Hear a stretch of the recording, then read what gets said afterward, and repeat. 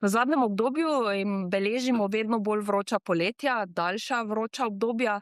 Kako to vpliva na bivanje v hišah, ki so zdaj zgrajene, in kako bojo energetske prenove in novogradnje izgledale v prihodnje, glede na vse podnebne spremembe, ki jih občutimo?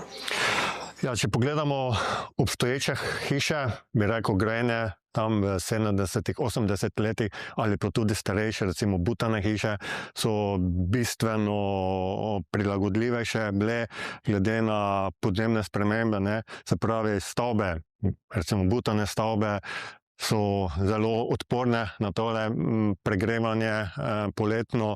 Te stavbe, ki pa so bile grajene recimo tam v 80-90 letih, so že, bi rekel, malo manj masivne bile grajene in tele so bile že bolj izpostavljene temu možnosti pregrevanja kot recimo tiste iz predhodnega časa.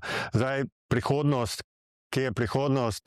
Sigurno bo velik poudarek moral biti na tehnologijah za zmanjševanje pregrevanja stavb, se pravi z učinkovitimi napravami za hlajenje, bodisi so to reverzibilne toplotne črpalke, bolj so to naprave za mehansko prezračevanje, tako pozimi za ogrevanje kot poleti za hlajenje, možnost nočnega podhlajevanja in tako naprej. Tudi možnost uporabe oziroma uporabljanja, da je potrebno biti vgradnja senčil, orientacija stavb, vse to bo na nek način potrebno upoštevati pri zasnovi novozgrajenih stavb.